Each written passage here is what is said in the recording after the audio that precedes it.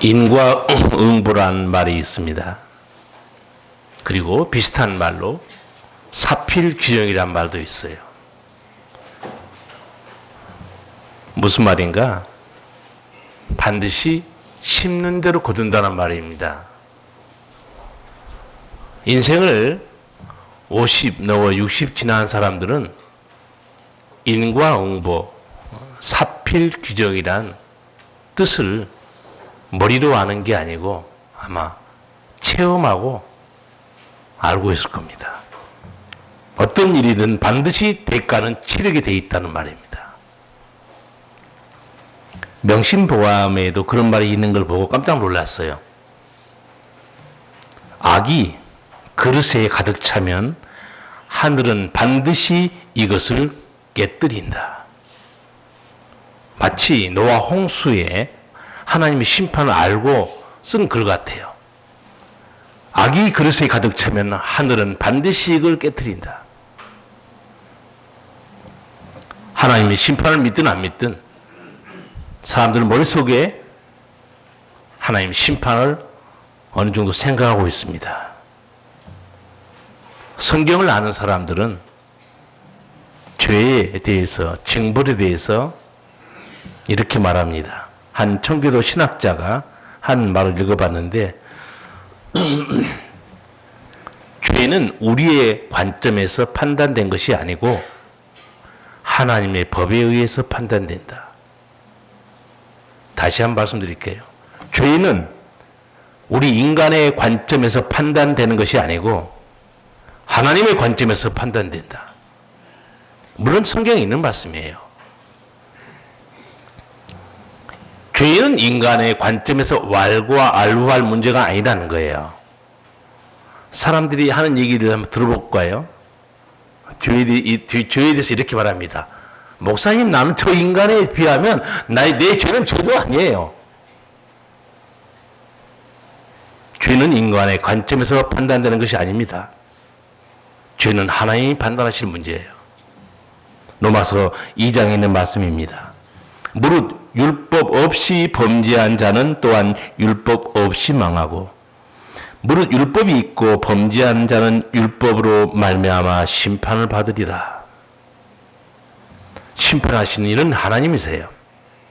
우리 인간끼리 비교하고 별 의미 없습니다. 종교개혁했던 마르틴 루터, 죄가 뭐냐? 물론 성경에 있는 말씀인데 이렇게 풀어서 설명했어요. 죄는 본질적으로 하나님에게서 떠나 있는 것이다. 그렇죠.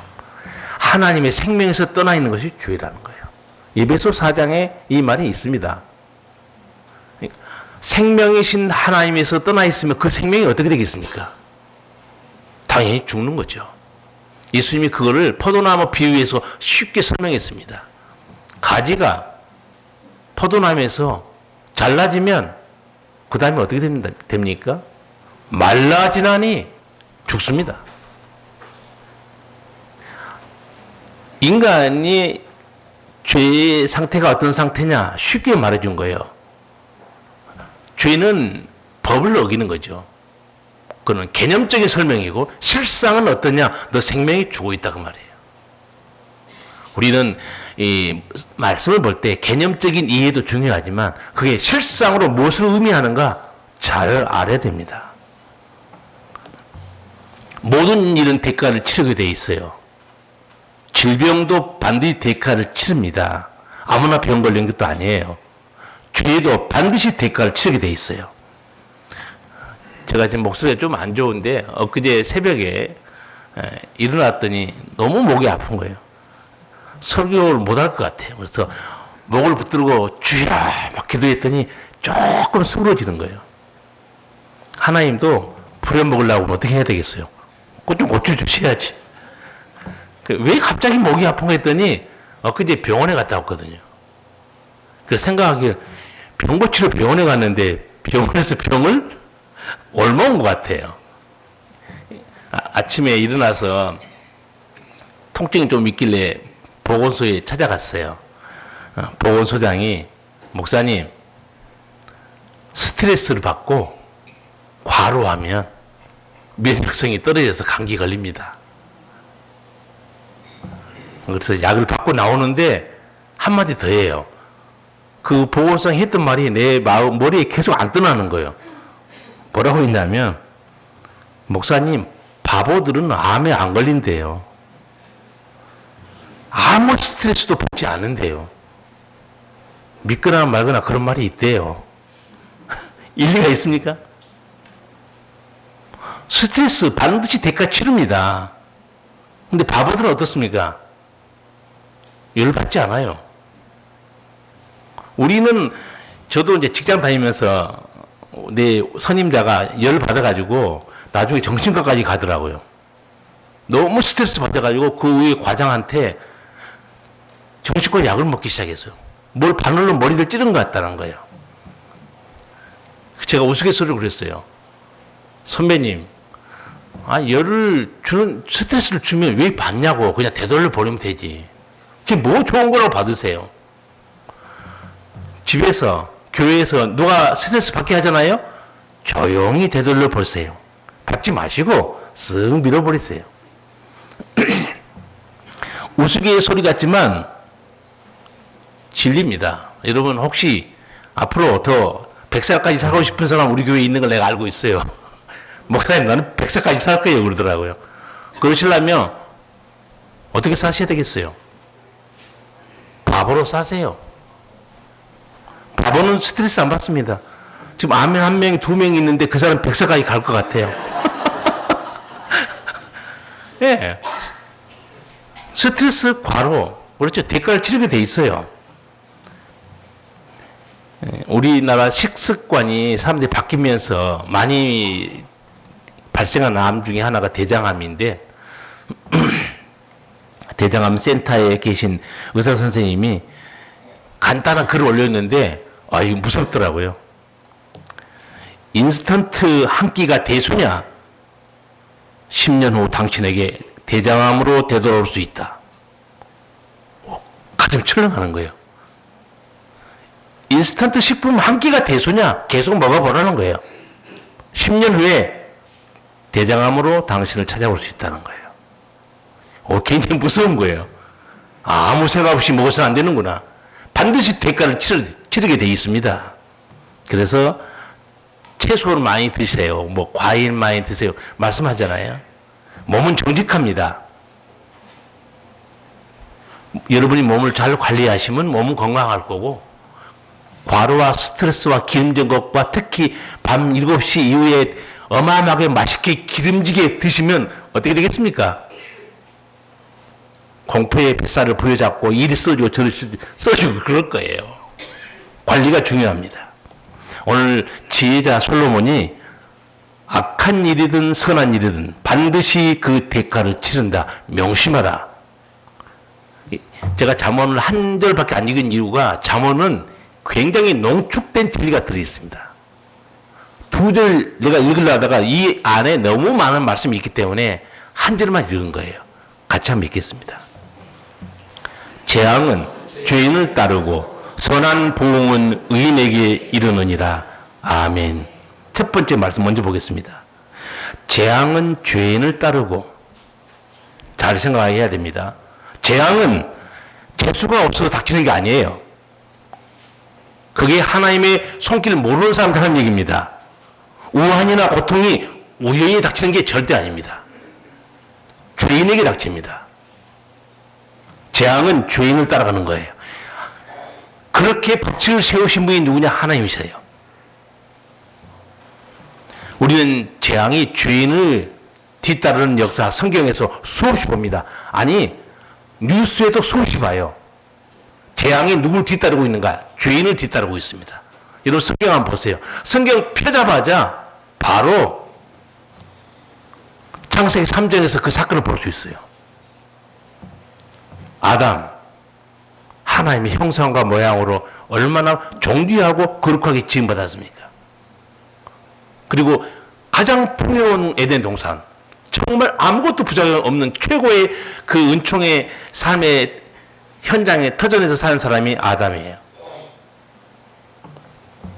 아담이 혼자 있어서 하나님이 보기 좋지 않으니까 아내도 만들어줍니다. 아내와 함께 아담은 행복한 가정을 이루고 부족함이 없어 살고 있는 거예요. 근데 창세기 3장을 지나지 못해서 바로 아담의 가정에 죽음이 덮치는 걸 볼 수 있습니다. 두려움이 덮쳐요. 재수가 없어서 그런 겁니까? 뭐 때문에 이 아담의 가정에 죽음과 두려움, 고통이 엄습한 겁니까? 죄의 대가였어요. 죄는 반드시 그 대가를 치르게 되어 있습니다.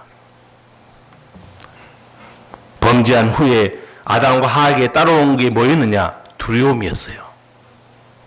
범죄한 후에 하나님을 피합니다. 숨어요. 이게 죄인의 본능입니다. 하나님이 아담을 부르죠. 아담아, 내가 어디 있느냐? 아담이 뭐라고 대답해요? 주여, 내가 벗었으므로 두려워하여 숨었나이다. 아버지를 왜 숨어? 사랑의 아버지를 왜 낯을 피합니까? 이 죄가 갖다 준 형벌입니다. 두려움이에요. 그것뿐 아니죠. 아담, 하와 가정에 따라온 재앙이 뭐냐? 죽음이었습니다. 하나님께서 경고했잖아요. 동산의 모든 나무 실과 먹어도 괜찮다. 심지어 동산 중앙에 생명나무도 있었습니다. 그러나 선악을 알게 하는 나무 실과를 먹는 날에 정령 죽으리라. 죽는다고 하나님께서 말씀했어요. 안 듣는 거예요. 결국은 하나님 말씀을 거역하는 자체가 그게 죄입니다. 하나님 선고합니다. 너는 흙이니 흙으로 돌아갈 것이니라. 전 에덴 동산 하나님이 그 여러 과일을 말씀할 때 떠오른 게 뭔지 아세요? 하나님이 우리 인간에게 먹으라고 주는 음식이 굉장히 많죠. 근데 꼭 술과 담배를 계속해서 병을 걸려야 되겠냐 이거예요. 먹을 게 그렇게 많은데. 그렇지 않아요? 하나님이 우리에게 주신 그 건강한 음식이 얼마나 많습니까? 굳이 술, 담배를 하고 마약을 해야 되겠어요? 죽을 수밖에 없습니다. 대가를 치르게 돼 있어요. 우리 교회 장로님 저한테 한 말이 있어요. 목사님, 저 친구들이요, 다 죽고 나만 남았어요. 왜 죽었는데요? 술을 젊은 날에 말로 마셨거든요. 몸이 견디겠습니까? 이제 저는 한 가지 두려운 거 있어요. 이제 그래서 교회 나와서 술 끊고 담배 끊고 세 사람 됐죠? 후유증이 없을까요? 알코올성 치매가 떠오릅니다. 여러분, 건강하게 지내려면 처음부터 관리 잘해야 됩니다. 그렇죠? 반드시 대가를 치르게 돼 있어요. 아담과 하와는 그 죄의 대가를 치르고 자기만 죽은 게 아니에요. 누구까지 함께 죽었습니까? 온 인류가 같이 죽습니다. 로마서 5장 12절이에요. 바울이 말합니다. 한 사람 아담으로 죄가 들어오고 모든 사람에게 죄가 들어왔다는 거예요. 아담 한 사람으로 사망에 들어오고 모든 사람이 죽었다는 거예요. 그러면 여러분 이렇게 반문할 수 있어요. 나는 하나님 아담처럼 그런 죄 안 지었는데 내가 왜 죽어야 돼요? 바울이 논리적으로 정확히 설명합니다. 내가 아담과 같은 죄를 짓지 않아도 죽고 있다는 거예요, 인간들이. 그게 뭘 반증한 줄 아느냐? 아담의 죄가 너 속에도 들어있다는 거예요. 정확하게 설명합니다. 한 사람으로 다 죽었어요. 하나님은 또 어떻게 살리십니까? 단 한 사람 예수 그리스도로 다 살립니다. 놀라운 지혜예요. 그렇잖아요? 다 살리기 위해서 모든 사람을 다 동원한다면 얼마나 번거롭고 어려운 일이겠어요. 한 사람 아담으로 죄가 들어오고 사망이 왔지만 하나님은 한 사람 예수 그리스도를 통해서 모든 사람의 죄를 용서하고 모든 사람을 살려버렸다는 거예요. 너무너무 놀라운 하나님의 지혜라고 말합니다. 여러분, 예수님께서 이 탕자의 비유를 말씀한 적이 있어요. 탕자의 비유를 말한 그 핵심적인 메시지가 뭘까요? 요즘 속된 말로 표현하면 이런 거예요. 아버지 품 떠나면 집 나가면 개고생이다 그 얘기예요. 원색적으로 표현하자면. 자, 탕자의 비유에 대해서 길게 설명할 필요는 없어요. 여러분들 알고 계세요. 왜 탕자가 됐는가? 아버지가 돌아가지도 않았는데 재산 달라고 난리칩니다. 결국 재산 줘요. 먼 나라로 갑니다. 탕자가 생각하고 있었을 거예요. 이렇게 사는 게 인생이지. 이게 인생의 행복이지. 그냥 아버지 밑에 야단 맞고 욕먹고 숨도 못 쉬고 그게 인생이냐. 갔어요, 외국에. 근데 어떻게 됐습니까? 아버지가 준 재산이 어떻게 됩니까? 다 떨어집니다. 여러분, 무한 리필 아시죠? 무한 리필은 어디서만 가능합니까? 또 고깃집 생각하지 마시고. 무한 리필은 하나님만 가능하세요. 좀 아시기 바랍니다. 또 무한 리필이니까 그 커피 무한 리필 좀 집 있었는데 여러분 역시 땅의 것만 생각하고 있는 거예요. 무한 리필은 하나님만 이렇게 해주시는 거예요. 탕자가 아버지 집을 딱 떠나는 순간에 무한 리필이 끝나버립니다. 가진 돈 다 떨어져요. 거지가 됩니다. 아버지 집이 있어야 모든 걸 아버지가 채워주는데 이제 거지가 돼서 아버지 집을 생각하고 있어요. 아버지, 우리 집에는 배불리 먹는 품꾼이 얼마나 많은데 나는 여기서 굶어 죽는구나. 아버지가 아무리 돈 많으면 뭐합니까? 아버지의 품으로 들어와야지. 그래야 아버지가 책임지는 거예요. 제가 엊그제 방송에서 할머니들이 젊었을 때 애 키운 얘기를 하는데 거기 또 내가 깨달은 게 하나 있어요. 30년 전의 일이니까 얼마나 오래됐습니까? 자기들이 애를 키우는데 애들이 고등학생인가 학원에 다니고 있었대요. 근데 이 학원에서 애들이 공부하고 가방이 얼마나 무겁습니까? 그때도 그렇고. 무거우니까 애들이 가방을 가지고 내려오고 그것도 귀찮아가지고 3층에서 밑에 창문 열고 밑 바닥으로 막 던졌대요. 던지고 내려가서 또 자기 가방 메고 가면 되니까 아무 생각 없이 던졌는데 바로 그 밑에 벤츠가 주차되어 있는 거예요. 레스토랑이 아주 고급 레스토랑에 통유로 되어 있는데 거기 주인이 밥을 딱 먹고 있는데 자기 지붕에 뭐가 떨어지는 거예요. 가방이 하나, 둘, 셋, 넷, 다섯, 6개가 왕창 떨어졌어요. 차가 어떻게 됐을까요? 다 찌그러졌죠. 30년 전에 벤츠를 망가뜨렸으니 사장이 딱 나온 거예요. 애들도 나와서 이제 깜짝 놀란 거예요. 자기 가방에 차 지붕이 있으니. 엄마 불러와. 엄마들이 다 끌려온 거예요. 1인당, 할머니가 하는 얘기가 제가 그때 당시 가격으로 1인당 30만 원씩 물어줬대요. 6명이 다 모아가지고 수리해 준 거예요. 잘못은 누가 했어요? 자식이 했죠. 책임은 누가 지는 거예요? 부모예요. 무슨 얘기인가? 하나님도 마찬가지입니다. 하나님의 자녀가 되면 하나님이 책임지는 거예요. 교회 나온다고 하나님의 자녀가 아니에요, 여러분. 거듭나야 됩니다. 거듭나면 하나님의 자녀고 생명책 이름이 기록되어 있어요. 그때부터는 하나님이 책임지는 거예요. 그냥 교회에 왔다 갔다 하면서 아버지 책임주세요. 책임져 주세요. 아버지 자녀 아니에요. 누가 아버지 자녀가 되는 권세를 갖는가? 영접하는 자. 곧 그 이름을 믿는 자들에게 하나님의 자녀가 되는 권세를 주셨으니 여러분이 하나님의 거듭나서 하나님의 자녀가 되잖아요.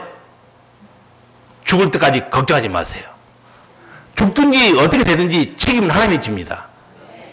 근데 자기가 자녀도 아니면서 책임져 주세요 그러면 너 내 자녀냐? 호적 보면 다 나와요. 생명책에 이름이 기록되어 있으면 아버지 자녀고 아버지는 반드시 책임지는 거예요. 당자 아버지 자녀입니다. 아버지가 손을 못 쓰고 있어요. 왜? 안 돌아오잖아요. 돌아야 됩니다. 반드시 돌아와야 아버지 은혜를 다시 누릴 수 있어요. 아까 제가 속된 말을 썼습니다. 집도남은 개고생이다. 오늘 본문 말씀 다시 인용할까요? 재앙은 죄인을 뒤따르고, 반드시 재앙은 죄인을 뒤따라가는 것이지 아무에게 그 재앙이 임하는 게 아니에요. 그래서 예수님께서 탕자의 비유를 한 그 이유가 뭐겠습니까? 하나님의 품을 떠나면 인간들은 채우시는 하나님의 은혜, 돌보시는 하나님의 은혜, 먹이시는 하나님의 은혜 누릴 수 없다는 걸 알라 그 말이에요. 오늘 뒤에 말씀 하나 더 보겠습니다. 하반절입니다. 선한 보응은 의인에게 이르느니라. 재앙이 죄인을 뒤따르는 것 같이 하나님의 선한 보응도 의인을 뒤따라갑니다. 하나님이 세우신 법칙이에요. 아담 가정에 죽음과 고통이 뒤따라왔죠. 그러면 다윗의 한번 시대 한번 생각해 보세요. 다윗을 평생 뒤따라온 게 뭐였습니까? 시편 23편 마지막 절 보면 기억할 수 있을 거예요. 나의 평생의 선하심과 인자하심이 정녕 나를 따르리니 내가 여호와의 집에 영원히 거하리로다. 자, 다윗이 뭐라고 고백해요? 평생에 나를 따라온 게 있었어요. 하나님의 선하심이었어요. 주의 인자하심이 나를 따라왔다는 거예요. 의인 아닙니까? 얼마나 복된 사람이에요. 재앙이 죄인을 뒤따르고 하나님의 선한 은총은 의인을 뒤따라간다는 거예요. 다윗이 고백해요. 다윗을 뒤따라왔던 하나님의 사랑의 손길이 뭡니까? 자기 고백대로 하나님은 나의 목자였습니다.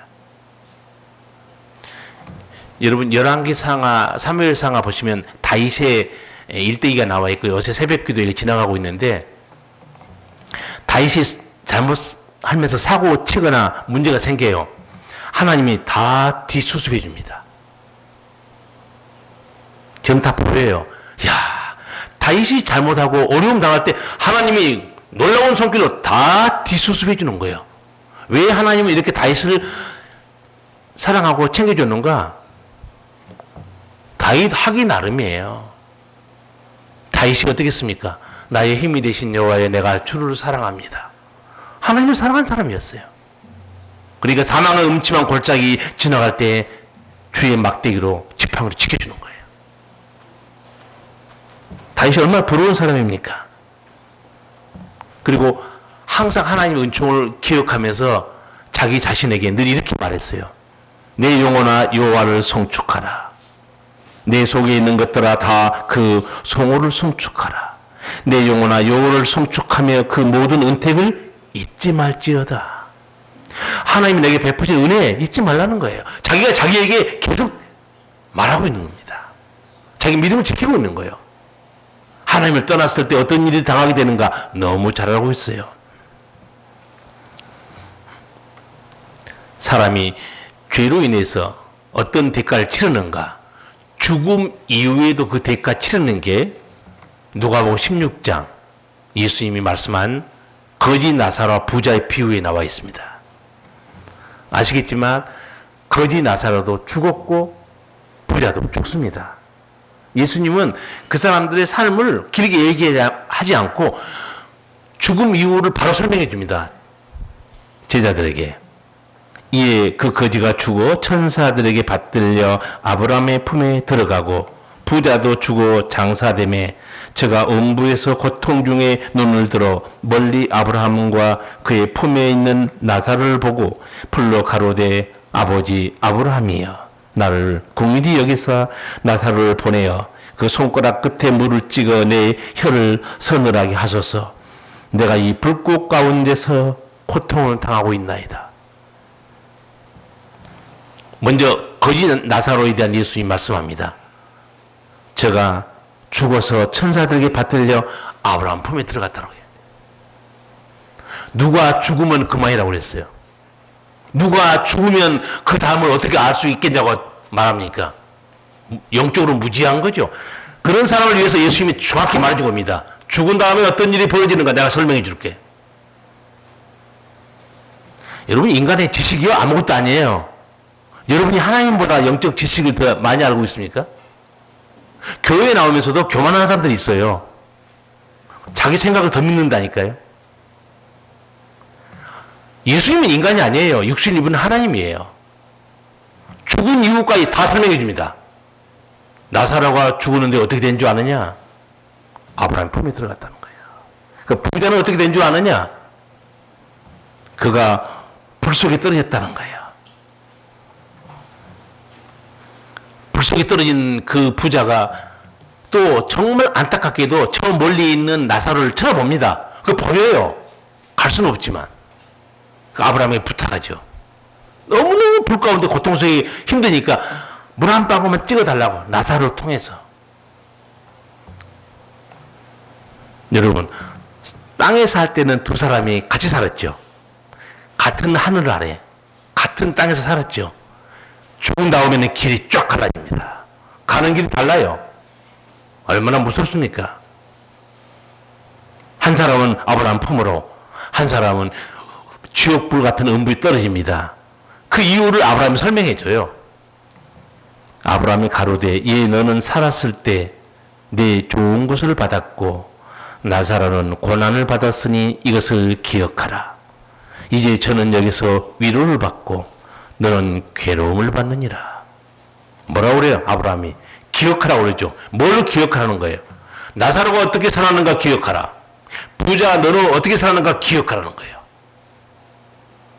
나사로가 고난을 받았다고 그랬죠. 무슨 고난이겠어요? 가난하게 산 고난이 아니에요. 믿음을 지킨 고난이에요. 여러분, 이 믿음 지킨다는 게 굉장히 어렵습니다. 힘들고 어려울 때요. 남도 나를 조롱합니다. 그 예수 믿어서 된 게 뭐 있냐? 그 모임에 교회 왜 나가니? 혹은 내 속으로 나를 또 책망할 수도 있습니다. 내가 교회 나가봤자 된 게 뭐냐? 힘들고 어렵고 정말 믿어야 되느냐? 천국이 있을까?